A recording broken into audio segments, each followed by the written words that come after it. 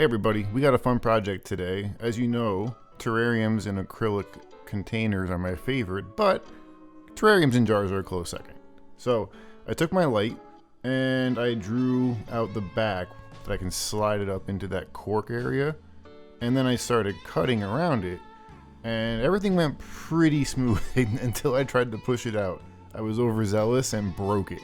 But as annoyed as I was, I persevered and continued to cut and glue, and it fit together pretty nicely. Now, as a beginner, you have to understand that it's going to be functionality over beauty at first. So the top doesn't look great, but I can fix that later. I mean, drainage layers at this point are becoming commonplace, right? We all know how to do it. If you don't, all you have to do is pour some Leca balls in the bottom, and gravel will also work, as well as anything porous in nature.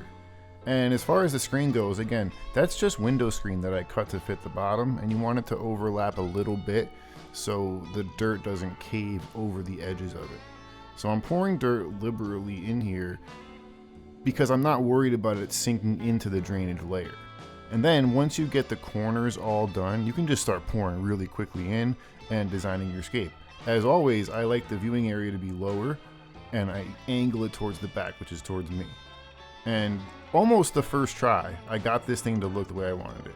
I rearranged it one time, boom, I'm like, there's the mountainscape right there. It did look naked, so I had to offset it on the left side. So I added a few more smaller rocks to look like it was more natural. Again, the rule of 3 is always good. 3 of anything makes it look a little bit more pretty and artistic.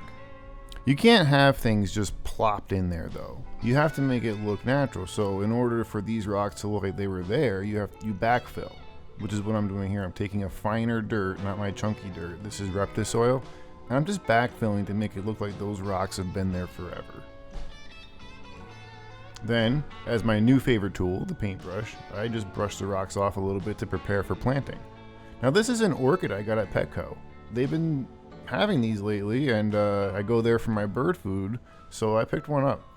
And orchids are cool, at least the ones that I use, because they're epiphytes, and you can put them in some sphagnum moss, which is what that is, or on a piece of cork bark, and they'll grow. So I plumped this one in the corner because that's going to be kind of like the viewing area, and I surrounded it with sphagnum moss. The biggest plant is this baby rubber plant, and I didn't wash the roots because I grow these in my tank, and I needed something on the bottom, so I just threw some grass in there.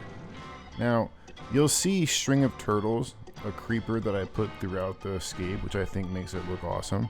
But the main attraction for any terrarium is moss. So throughout the entire front viewing area, I just planted some feather moss.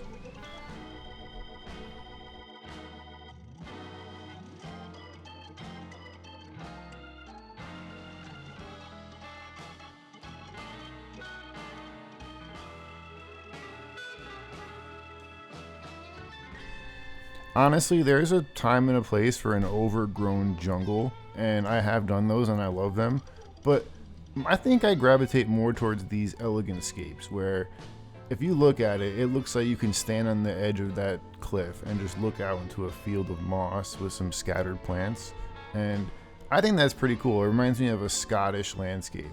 Not exactly, but that's the impression I get from it.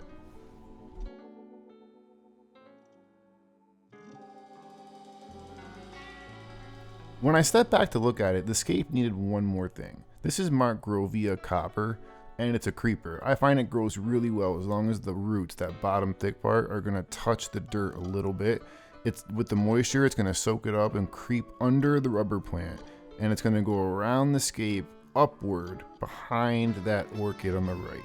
I think it's gonna look pretty cool.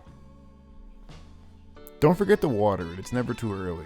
Now that everything's planted, I wanted to give it a good spray down, take a step back and make sure everything looks wonderful. So as you can see, I think my camera angles have improved. My lighting isn't great yet. But here we go, it's time to add some springtails. You have to add life. These springtails, as you can see in a minute, I got a really cool close-up of them this time. They are going to make sure everything stays healthy.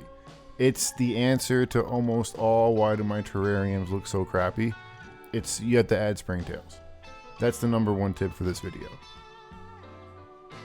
All right, so I wanted to show you, I left that tank there for 2 days. Come back, clean it, and I wanted to show you how much I improved my lighting. Now there's that glare on the left that I will fix for the next video. I still couldn't figure out how to get rid of the glare. I put the light in every direction. But anyway, it looks pretty cool though. The lighting looks 1,000 times better than it did earlier in the video. So going forward, I think we found the answer to that. But I cleaned the glass, which is what you want to do when you want to show off, right? If you're having friends come over for dinner party, clean the glass of all your terrariums. They're going to walk around thinking, whoa, these are awesome. And I wanted to give you one more close-up because everything actually really is settling down nicely. Look at that copper over there. It's not copper anymore, it's green already. And the moss is lush. The string of turtles, in about 1 more month, I'm going to do a video and show you. Those string of turtles are going to be awesome. And as you can see, that's why we call it Cross Mountain. Thank you for watching.